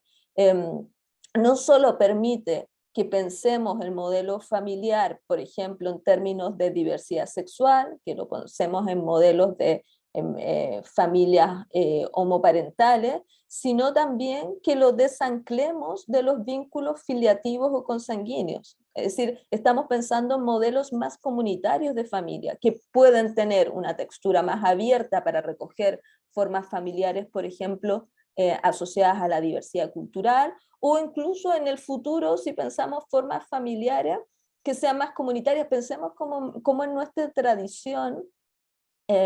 Y esto se ha visto sobre todo en el último tiempo durante la pandemia, o se vio durante los peores tiempos de la dictadura, durante también la crisis económica que se produjo durante la dictadura, como las ollas familiares son formas o tejidos, las ollas en los, digamos, en las poblaciones, las ollas comunes, son formas de tejido familiar comunitario que no está regido por lógicas de consanguinidad. Es decir, esa idea que hoy día puede generar también mayor protección, por ejemplo, para familias migrantes, que no siempre tienen vínculos consanguíneos en el lugar, podría permitir que pensemos un modelo familiar mucho más dúctil de lo que hemos venido pensando. Y al centro de esta cuestión aparece también el reconocimiento de los trabajos de cuidado, que es un tema que es absolutamente neurálgico para que las mujeres tengamos la posibilidad de acceder a una igualdad sustantiva. Si no reconocemos, si no retribuimos, si no tenemos una estructura en el futuro que desarrolle una mejor protección en términos de redistribuir ese cuidado, reconocerlo y ayudar a ese cuidado a las familias, que es lo que estaría apuntando este nuevo texto constitucional. Por supuesto, nada de esto dice la Constitución actual, que solo se limita a decir que la familia es el núcleo fundamental de la sociedad, no dice nada más. Solo un modelo que permita que las mujeres sean compensadas en el tiempo que dedican al espacio del cuidado podrá permitir que reduzcamos otras brechas en el mercado de trabajo, o en el acceso a la política, o en el acceso a la educación, etc., ¿no? Y entonces, esta cuestión es, como digo, central, y están apuntando todos los informes internacionales a decir que el hacerse cargo estatalmente de la cuestión de los cuidados y no dejarlos privadamente en las espaldas de las mujeres es fundamental para avanzar en igualdad de género. Por eso me ha parecido que es importante cerrar con esta cuestión, ¿no? Como la noción de familia puede ser revulsiva en muchos sentidos, ¿no? En un modelo que claramente no es el que tiene la Constitución actualmente vigente. Bien, lo dejo hasta ahí, muchas gracias. Gracias, Yanira. Aquí en el chat, Diego Bustamante dice, importante consulta sobre lo que hasta hoy nada se ha dicho sobre reparación y justicia en los casos de las víctimas y sus familias por muertes, desaparecimiento, daños físicos, mentales y sus secuelas causados por el Estado dictatorial de 1973-1990. Es una reflexión, pero también como una pregunta. Sí, no hay problema. Efectivamente, eso es bien interesante de verlo. Las constituciones son normalmente también textos que se tienden a hacer cargo de las huellas o de las crisis históricas, ¿no? Y como habíamos visto, por razones obvias, la Constitución del 80 no puede hacerse cargo porque la Constitución del 80 es parte del problema de la crisis de derechos humanos en Chile, ¿no? Entonces lo que hace este nuevo texto constitucional es introducir ya una nomenclatura de crímenes de lesa humanidad que no está presente en el texto actual, obligaciones de investigación, de verdad, de justicia, de reparación, es decir, se alinea con los estándares internacionales y al mismo tiempo desarrolla nuevos estándares, porque tiene una norma en la que se hace cargo también de los desplazamientos forzados, una norma que al mismo tiempo reconoce la existencia de desplazamientos forzados, algo que se ha dicho probablemente poco respecto de los hechos que ocurrieron durante la dictadura en Chile, que hubo desplazamientos forzados de familias, pero se hace cargo progresivamente, porque de más en más puede haber desplazamientos forzados incluso por otras razones, como climáticas. Entonces el dispositivo de encaje de los llamados crímenes de derecho internacional está funcionando, como decía Hugo, muy alineado también con la incorporación de los otros estándares, pero está desarrollado específicamente reconociendo además prohibición de tortura, todas innovaciones en comparación con el texto actual e innovaciones en términos, como decía la persona que pregunta, en términos de los derechos a la verdad, de la construcción de memoria, justicia y reparación. Muchas gracias. ¿Algunas otras preguntas o comentarios? Somos 44 personas. Muy agradecidas que están acá. Yo quería comentarte a ti, bueno, a ti, Yanira, en verdad agradecerte lo mismo que le dije a Hugo hace un rato. Creo que es súper importante estos espacios, de verdad, porque para mí, que soy un joven secundario, como que veo esto y veo a mis viejos que fueron como exiliados y tal. Los veo y veo que viene esta constitución que dice en 4 paredes y yo poder acceder a un Zoom todos los días, o sea, como todos los sábados para conversar estos temas. Para mí es súper importante. Así que agradecerte y de verdad espero que se repitan estas cosas frecuentemente y eso. Muchas gracias. No, gracias a ti, Gracias, Diego, Diego. por tus palabras. Gracias. Diego es un activo participante de todas nuestras actividades, desde los cabildos, después desde el trabajo en el trabajo por el apruebo de octubre del año 2020, así que muchas gracias por estar acá. Si no hay más preguntas o comentarios, solo quiero avisarles que el próximo sábado vamos a tener una sesión sobre medio ambiente, derechos de la naturaleza y el sistema económico, que también es un tema grande y también es uno de los 7 temas que aparecen en el borrador de la nueva Constitución. Vamos a estar con Ezio Costa y con Verónica Delgado, que son también especialistas en derecho y que van a hablar sobre estos temas. Además de eso, les recomiendo que entren en internet en chileconvención.cl y ahí pueden ver el borrador, pueden ver todos los artículos que mencionaron Yanira y Hugo, y con la grabación que vamos a tener en YouTube, comparar también lo que se habló acá con el texto que todavía está en proceso de armonización. Es por eso hablamos de un borrador en este momento. Así que muchas gracias por estar aquí en esta charla. Le doy la palabra a Hugo y a Yanira como para unas palabras de cierre de nuestra sesión. Y con eso vamos a terminar esta sesión. No sé, veo a Patricia que está con la mano ahí, no sé si quiere intervenir. Discúlpenme porque yo me conecté muy tarde, entonces puede que mi pregunta esté como que haya sido respondida ya, pero si tú, Yanira, que es la que te escuché, si tuvieras que, porque mira, en lo que viene es la campaña, es el puerta a puerta, es la conversación con las personas, es el aclarar conceptos, a lo mejor eso es lo que visualizo en julio y agosto. Entonces, respecto a este tema de los principios, a este gran tema de los principios, no sé, en cuatro conceptos que uno pudiera tener claro que esos son el punto. Me queda claro lo de la paridad sustantiva. Eso yo creo que es un punto, de todas maneras, como tener clara uno la distinción para poder conversarla.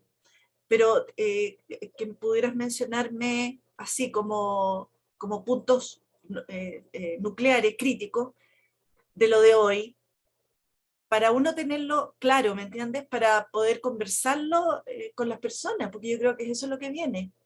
Los que no, sobre todo los que no estén muy convencidos, o los que tengan reparos porque esta norma no les parece. Porque he escuchado varias personas, no muchas, varias personas, que se plantean con reparo o con dudas por algunos aspectos específicos de la Constitución. Entonces, eso son los que hay que despejar, en realidad. Pero sobre este punto tuyo, de los principios, Sí. el que acabas de poner, Sí. por favor. Bueno, digamos, para aprovechar eso, yo diría que en la pregunta que tú dices, yo he identificado varios reparos. Algunos tienen que ver, obviamente, con principios y quizás otro con algunas cuestiones que puedo responder porque me dedico a las cuestiones de género, aunque están más en el sector de derechos fundamentales, pero ya que estoy aquí, aprovecho igual. Yo diría que dentro de los principios, la cláusula de Estado social, en general, yo diría que debería ser bien vista por la ciudadanía, porque la cláusula de Estado social, que es la que se refería Hugo, es la que permite crear toda una arquitectura para responder a las necesidades en pensiones, en salud, en educación, que como sabemos son necesidades críticas para las personas, incluso todavía más, ¿no? Creando, como decía yo, protecciones frente al cuidado, frente a la vivienda, etcétera, ¿no? Pero sí lo que he escuchado como objeción, y eso puede ser quizás que estén en ciertos ambientes, no en todos, pero si les tocara, es la objeción respecto del costo, ¿no? Entonces hay gente que dice, bueno, esta es una promesa que no se va a cumplir porque involucra mucho dinero y no han calculado cuánto va a costar y no la van a poder cubrir, por lo tanto es fraudulenta la promesa, ¿no? Eso lo he escuchado repetidamente. Y yo diría que si bien es cierto, efectivamente no hay una cuantificación del costo, no es razonable pedir una cuantificación del costo. De hecho, ninguna constitución tiene cuantificación de costo de derecho. Esta es una primera observación, es decir, es mañosa esa objeción. Segundo, hay una creencia de que lo único que cuesta son los derechos sociales, y en realidad todos los derechos cuestan. Piensen, por ejemplo, en todas las reclamos para mayor seguridad, ¿no? Para que la gente tenga mayor seguridad. Bueno, todo eso cuesta mucho. No son derechos sociales, son derechos civiles normalmente o de primera generación, pero cuestan tanto o más que los derechos sociales. Entonces, digamos, uno tiene que acostumbrarse también a responder esto, ¿no? Que el derecho, los otros derechos no son baratos, y si estamos dispuestos a pagar ahí, también tenemos que pagar ahí.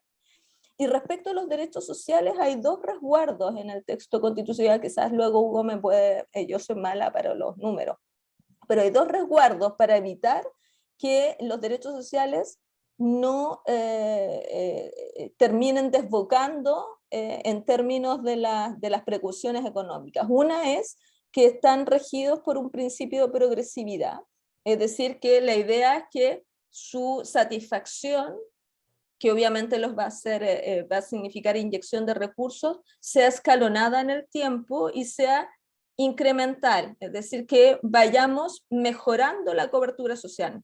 No está pensado de un día para otro, está pensado para que vayamos sucesivamente en el tiempo. Y además hay un principio de responsabilidad fiscal también introducido en el texto constitucional, que va morigerando precisamente el costo, ¿no? Entonces se debe operar sobre esas dos lógicas. Usted tendrá que progresivamente ir aumentando la cobertura, pero sosteniéndolo en términos de responsabilidad fiscal. Y eso yo creo que responde bien a la objeción de esto se está haciendo de cualquier manera, o es irresponsable, o es fraudulento. Esa es la primera cuestión.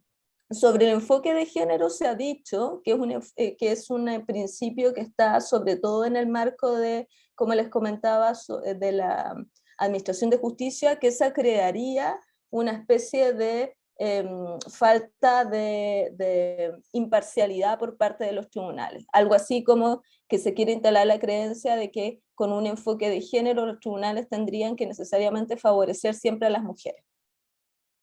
Y eso es falso, porque lo que busca el enfoque de género es básicamente introducir las necesidades y lo que le pasa a las mujeres en la manera en que los tribunales interpretan, y sobre todo evitar sesgos como, por ejemplo, la creencia que tienen los tribunales a veces de que las mujeres por estar vestidas de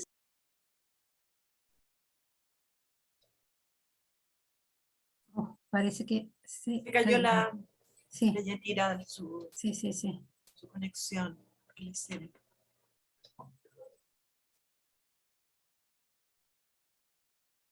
Sí, esperemos a lo mejor. Ahí se está conectando. Perfecto. Sí, ahí no sé hasta qué punto alcanzaron a escuchar. Sobre los tribunales, cómo en los tribunales sí. Que es una objeción que se puede aclarar diciendo que lo que busca es evitar, sabemos que los tribunales, sobre todo en ciertas áreas, por ejemplo en violencia, utilizan mucho estereotipos, por ejemplo que las mujeres por vestirse de cierta manera estaban consintiendo a una relación sexual, o que no se cuidaron, o que al beber entonces podían ser violadas. Digamos que la lógica del enfoque de género busca evitar eso.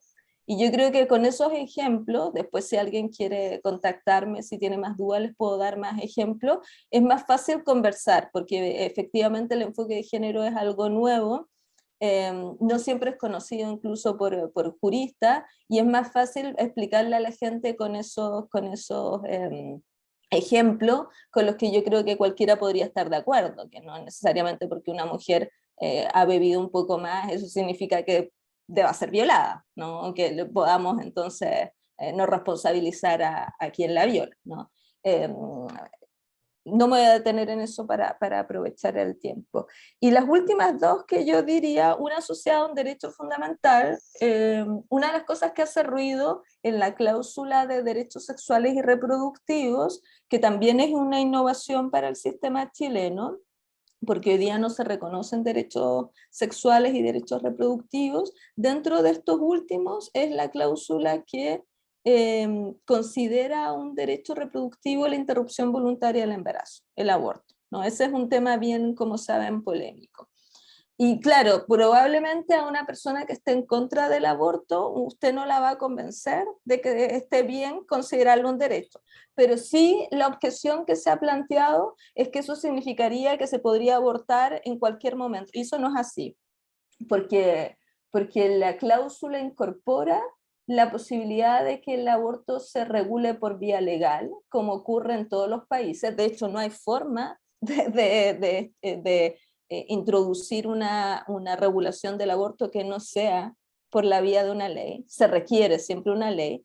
Y además, como decía Hugo, todos los derechos fundamentales, y eso es un hecho, digamos, incuestionable en los sistemas constitucionales, todos son susceptibles de limitarse.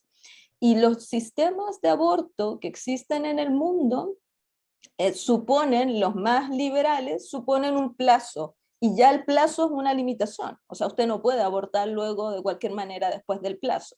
Eso por un lado. Y por otro lado, la regla que introduce estándares internacionales ya significa una limitación, porque en estándares internacionales se entiende que el aborto, la regulación del aborto tiene que ser compatible con la protección de la vida fetal.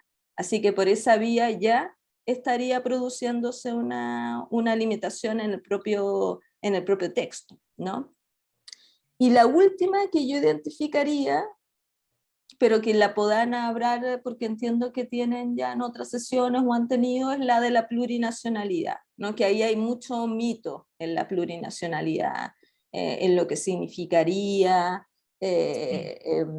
Y yo creo que ahí yo me atrevería a aconsejarles, y Hugo, yo podremos estar disponibles, u otras personas que trabajen en esto, probablemente con mejor, para tener como una especie de guión, ¿no? De qué es lo que no significa la plurinacionalidad, que no significa fragmentación, que está en la lógica de reconocer esta diversidad cultural. Lo que yo agregaría es que la pluralidad o el pluralismo jurídico que aparece también como uno de los principios ya existe en el sistema chileno ahora. La ley indígena ya admite quizás no de manera tan intensa como podría ser con la cláusula actual, pero no es que sea de todo o nada, que pasemos de un momento en que no se le haya reconocido ninguna diversidad. Bajo el texto actual ya se reconoce diversidad cultural. Por lo tanto, no estamos haciendo una gran innovación en esta materia. Y la posibilidad de que hayan diversidades de regímenes asociados a las distintas personas es algo que ya existe en algún sentido en la actualidad, y es algo que incluso existe respecto a personas que no somos indígenas. Uno queda regido por lógicas distintas muchas veces. Por ejemplo, yo trabajo en una universidad privada, las reglas que me rigen son distintas a las reglas que rigen a alguien que trabaja en una universidad pública. Luego, cuando se juzgan mis acciones, voy a tribunales distintos con regímenes distintos. Es decir, lo que estoy tratando de decir es que esta idea de que se viola la igualdad ante la ley por tener un régimen de diversidad cultural es falsa en varios sentidos, no solo respecto de lo que significa en el reconocimiento de la diversidad cultural, sino de que las personas ya en el régimen constitucional actual convivimos con regímenes distintos según los grupos a los que pertenecemos. No es que tengamos reglas tan generales como creemos, ¿no? Y basta revisar un poquito cómo operan las cosas en la vida cotidiana para darse cuenta que, por ejemplo, si una persona tiene un régimen privado en algo, va a una regla distinta que si tiene un régimen público. Por lo tanto, aquí hay mucho mito detrás de esto, pero yo ahí le sugeriría tener como una especie de guión simplemente para responder esta pregunta. Pero esas son las que yo identifico como cosas más que han estado saltando mucho, repitiéndose mucho como objeciones, y que causan mucho temor, además. Muchas gracias, señora. Antes de darle la palabra a Ruth, porque Ruth quiere preguntar algo, solo quiero decirles que vamos a tener una sesión especial sobre derechos de pueblos indígenas con Salvador Mialeo y con Minda Bustamante, que son especialistas en eso, y vamos a hablar sobre plurinacionalidad, y es un tema que, a propósito, nosotros lo vimos en la primera sesión, lo vemos ahora y lo vamos a ver también en una sesión especial dedicada a eso. Y también vamos a tener una sesión de formas de Estado con Amaya Alves y con Víctor Soto, que vamos a hablar sobre Estado regional, sobre comunas autónomas, sobre el municipalismo nuevo que queremos tener y que está dentro del borrador de la nueva Constitución. Así que vamos a tener más temas para adelante, más específicos, y con preguntas y con respuestas así concretas de qué responder cuando nos pregunten tal cosa. Antes, Ruth, Hugo, ¿tú quisieras hacer una acotación o le damos la palabra a Ruth y después tú también en ese plan de qué responder si nos preguntan tal cosa? Algo que a ti has escuchado, algo que está en el aire y que siempre se repite. Probablemente otra crítica que se formula es una crítica formal en torno a la extensión de la Constitución y el desorden del contenido de la Constitución. La verdad es que esto está en proceso de armonización. Hay distintos modelos constitucionales, hay constituciones más extensas, constituciones más breves. Digamos, eso no es obstáculo a que las constituciones funcionen o no. Hay que esperar el proceso de armonización. Y hay que dotar además a la Comisión de Armonización de las atribuciones suficientes como para que pueda llenar y resolver las incoherencias y las incongruencias que tiene el texto, ¿no? Hay una tendencia importante por parte de algunos convencionales y, digámoslo, también de algunos y algunas académicos, en el sentido de pretender de que la Comisión de Armonización tenga menos atribuciones las menos atribuciones posibles, cosa de que el texto salga con la mayor cantidad de errores y de contradicciones que se puedan, ¿no? Lo cual es una trampa también histórica para el proceso constituyente. La idea es que la Comisión de Armonización pueda resolver estos problemas, porque evidentemente, como las normas fueron elaboradas por distintas comisiones, aprobadas por el Pleno, pueden producirse diferencias, eso es natural, es una obra humana. Pero para eso tenemos que permitir que la Comisión de Armonización trabaje bien. Si por algún motivo la Comisión de Armonización no puede resolver todos estos problemas, es probablemente porque desde la propia convención hay grupos conservadores que no quieren que tengan las atribuciones que debiera tener, ¿no? Entonces, eso está en resolución, está en definición, y hay que esperar, digamos, lo que pase con eso, pero no es una cuestión tan grave, digamos, la extensión de la Constitución. Hay constituciones breves, constituciones extensas que funcionan bien, y no es un obstáculo tampoco tan grave para la Constitución. Gracias. Ahora sí, Ruth. Hola, buenos días. Primero que nada quería agradecer mucho la organización de este grupo, de este trabajo. En general yo siento que en las otras reuniones las personas que han expuesto logran sintetizar como en grandes temas, podríamos decir, o puntuales, que son los que más la gente tiene dudas o quisiera saber más, digamos, en relación a lo que dijo el compañero hace un rato, que estaba preocupado por eso, digamos, que vamos a salir a la calle y que vamos a responder. Yo creo que en general estas reuniones logran aclararnos a nosotros qué cosas como puntualmente son las que habría que resaltar, porque hay que acordarse que muchas veces a uno le dicen cosas que la persona, o sea, el vecino te dice unas cosas que escuchó por ahí nomás, no es que las sepa, ni las haya leído. Entonces, uno ni siquiera respondiéndole a eso que él dice, sino que diciéndole cosas concretas que uno ya sabe, ayuda, yo creo, a centrar una conversación un poquito más aterrizada. Porque con lo que más nos encontramos nosotros, nos vamos a encontrar con esto de que la gente, no, es que a mí me dijeron que tal cosa, a mí me dijeron que tal otra. Y eso es lo que hay que estar como preparado para, como con calma, aterrizar a la persona y decirle cosas como sencillas. Yo hoy día debo agradecer mucho a los que han estado acá porque aprendí esto que está explicando de igualdad sustantiva. Es muy interesante eso. O sea, digo, además porque me toca un poco a mí, pero la pregunta concreta la tengo para ella, para Yanira.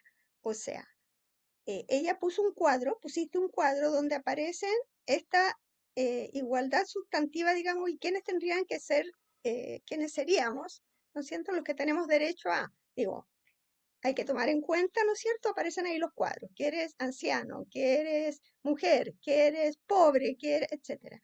Entre esos puntos que se van a tomar en cuenta está el hecho de lo que habló este muchacho hace unos minutos, pero yo lo quiero preguntar en concreto. ¿Está previsto tomar en cuenta esa característica que es que la traemos desde el golpe militar y luego están los del estallido ahora, ¿no es cierto? Disculpa, que es las víctimas, ¿verdad? Las víctimas, sus familiares, el trauma. O sea, eso se agrega a que puede ser pobre, que puede ser mujer, que puede ser anciana, etcétera, ¿no? Entonces, mi pregunta es esa. ¿Van a estar considerados en lo que tú estás hablando ahora o está considerado en otro ámbito de la Constitución? Gracias. En realidad son dos cosas que no están en el orden de la misma lógica, porque el dispositivo que tiene la Constitución para enfrentar los problemas de desigualdades las está pensando como desigualdades históricas, es decir, grupos que no solo en Chile, sino en el mundo históricamente han tenido problemas para ser más que ser tratados de manera idéntica, porque eso es un lenguaje tramposo, para poder ejercitar los derechos de forma equivalente, ¿no? Esa es como la buena métrica. La igualdad es la posibilidad en la práctica, de ahí sustantivo, de poder ejercitar esos derechos de la misma manera que el de al lado, con independencia de si soy mujer, de si soy migrante, de si tengo una discapacidad, etc., ¿no? Y entonces esos grupos, ¿no? Que son los que le importan a las normas, le importan en el sentido de que alrededor de ellos se va tejiendo estas ideas, ¿no? En el texto constitucional, es distinto del caso de la violación sistemática de derechos humanos que ocurrió en Chile y que por supuesto puede volver también a ocurrir. No es, cuando digo distinto, no estoy diciendo que uno sea más o menos importante, sino que son lógicas distintas. Por supuesto, Sí. dentro de los sistemas constitucionales, la violación sistemática de derechos humanos a la vida, a la integridad física y psíquica, ¿no? A través de la comisión de tortura, desaparición forzada, etcétera, está en el nivel superior, ¿no? En lo peor que un Estado puede hacerle a los ciudadanos, ¿no? Y por lo tanto tiene un régimen específico de regulación. Ese régimen no lo teníamos, ojo, no solo en la Constitución chilena, no lo teníamos ni siquiera en la ley hasta hace algunos años atrás. Es decir, no teníamos delitos de lesa humanidad en la legislación chilena hasta algunos poquitos años atrás. Ahora, no solo lo tendríamos en la ley, sino que lo tendríamos en la Constitución, pero no lo tendríamos dentro de las normas de igualdad, porque si lo tuviéramos dentro de las normas de igualdad estaríamos confundiendo los planos y además no le estaríamos dando el rol especial. O sea, hay algo testimonial también en tenerlo de una manera aparte y con un régimen aparte. Pero créanme que el régimen está utilizando todas las dimensiones, todos los estándares. Por supuesto, hay una prohibición de comisión de estos hechos, pero además obligaciones, como decía, del Estado para cuando ya esto se ha producido, ¿no? Que son obligaciones no solo con las víctimas, como podrían ser reparación, ¿verdad? Sino con la sociedad. La construcción de memoria a la que alude el texto es una obligación respecto de la sociedad, no solo respecto de las víctimas. Entonces, están en regímenes separados, pero lo que hay que entender es que yo entiendo que ustedes están teniendo cada una de las sesiones concentrados en temas determinados, pero una constitución es una red de temas y todos se entrelazan, ¿no? Entonces, eso siempre hay que tenerlo en cuenta. Puede que algo no esté en una norma determinada, pero pueda aparecer en otra norma determinada y va constituyendo una especie como de lógica sistemática. Entonces, no son la misma cosa, igualdad y protección ante la violación sistemática de derechos humanos por la vía de estas reglas, pero obviamente están en un nivel de importancia superior ambas en el texto constitucional. Yo diría que son uno de los dos centros que tiene el texto constitucional que se está sometiendo a la consideración de la ciudadanía.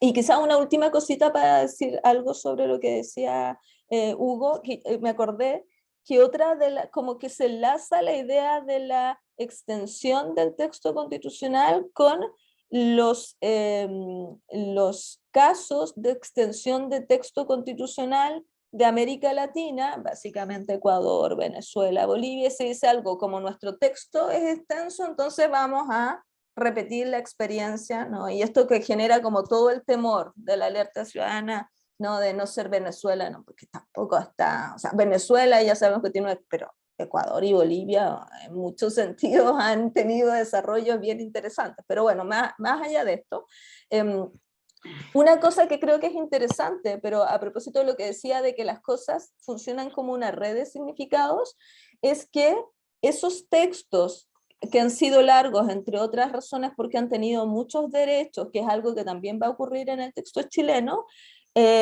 sí hay una diferencia bien notable con las opciones que tomaron esos otros procesos constituyentes, por ejemplo en Ecuador y Bolivia, que es que en el caso chileno, a diferencia del caso boliviano, venezolano y ecuatoriano, en que se fortalece el Ejecutivo, la presidencia de la República, aquí se atenúa el presidencialismo. Y esa combinación, diferencias bien relevantes, porque parte de los problemas que ha tenido la aplicación de los textos constitucionales en esos países ha tenido que ver con el fortalecimiento del poder presidencial que incluyeron en esas constituciones. En el caso chileno hay que tener en cuenta que se hace lo inverso, se atenúa el poder presidencial y se atenúa de varias formas, ¿no? Puede que lo hayan visto, vamos a un modelo de presidencialismo atenuado, rebajado. Y ese dato es bien importante para comprender por qué vamos en un sentido distinto al de esos otros procesos constituyentes. Gracias, Yanira. Estela. Disculpen, no sé si es por desconocimiento, pero entiendo que a la base los principios de la Constitución están basados en ciertos principios morales. Entonces hay varias personas que me han preguntado que hay todo un capítulo de derecho y todos los demás que conocemos. Y me dicen, ¿y dónde están los deberes? Entonces es como que me cuesta tener una respuesta específica, ir a tal artículo, no sé, ¿dónde hay que acudir para ver eso? Disculpen el atraso de hacer la pregunta.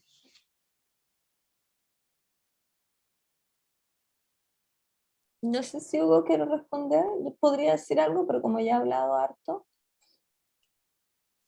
Bueno, sí, gracias, Yanira. Efectivamente, lo que ocurre es que no hay un capítulo, nosotros en la Constitución actual, la del 80, hay un capítulo que se llama Derechos y Deberes Constitucionales, ¿no? Entonces se le menciona expresamente, pero si uno revisa el texto constitucional, vamos a encontrar distintas normas que hacen alusión a deberes constitucionales, ¿no? Encontramos, por ejemplo, el deber de contribución al gasto público, ¿no? Un Estado social de derecho, entre otras cosas, requiere un importante uso, efectivamente, del gasto público. ¿Y cómo se forma ese gasto público? Fundamentalmente a través de nuestros impuestos, del pago de nuestros impuestos. Se establece constitucionalmente el deber de contribuir al gasto público.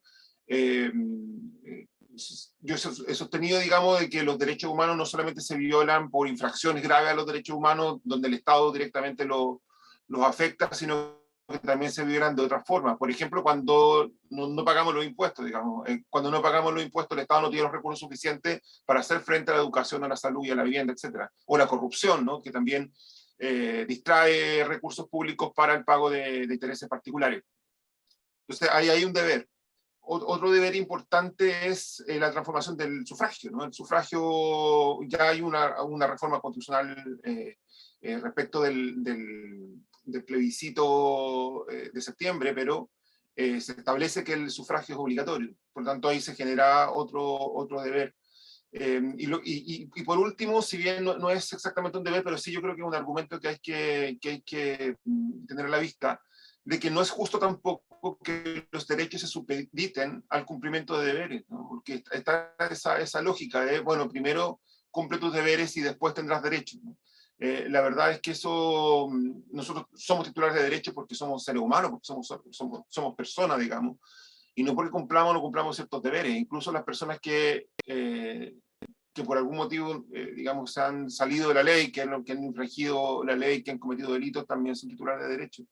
Entonces, esta lógica como que solo tienes derechos si cumples con tus deberes también es algo que hay que empezar a abandonar. Pero no es que desaparezcan los deberes. Yo por el momento, Yanira, son de esos dos deberes que me acuerdo. No sé si pueden haber otros que no recuerdo. Yo diría que en la medida de que algo en lo que coincidíamos Hugo y yo, en la medida es que la manera en que se entienden los derechos no es individualista, sino más bien comunitaria o solidaria, eso implícitamente, para decirlo en chileno, le lleva deberes. No sé si me explico, porque es imposible que derechos que tienen una textura más solidaria, ¿no? Como los sociales, ¿no? Que nos obligan a ponernos en la situación de las otras personas que tienen más vulnerabilidades, más carencias, se puedan ejecutar sin que todos contribuyamos en algún sentido cediendo algo, ¿no? Entonces, aunque no se utilice la nomenclatura deber en el texto constitucional, la propia comprensión que aparece de nuestras relaciones tanto, como decíamos, esta interdependencia, esta idea de solidaridad, aparece también el valor de la solidaridad que no aparece en el texto actual, como la interdependencia con la naturaleza a la que se refería Hugo, van creando deberes, porque no podíamos proteger a la naturaleza si no tuviéramos implícitamente la obligación de abstenernos de hacer ciertas cosas, o de hacer ciertas cosas para preservar la naturaleza, o de hacer ciertas cosas para preservar el lugar o la posición del otro que tiene menos medios que nosotros. Entonces, una cosa es la nomenclatura que se utilice y otra cosa es si no está bajo esa nomenclatura ya siendo unos deberes. Y yo diría que donde no hay lugar a deberes es en el texto actual, diría yo, donde cuesta mucho que un derecho sea, por ejemplo, los derechos patrimoniales, propiedad, libertad económica, sean limitados, cuesta mucho en la práctica actual. Y eso nos da cuenta de que entendemos que respecto a esos derechos no habrían deberes que cumplir por las empresas, etcétera, ¿no? En cambio, en el texto actual, la idea de que esos derechos todos pueden ser limitados aparece con mucha mayor notoriedad. Por lo tanto, yo diría que están implícitos los deberes, porque es imposible llevar a cabo ese modelo sin asumir que hay deberes tanto de las personas entre sí, como de las personas con las naturalezas o de los grupos entre sí. No sé si eso sirve, Estela.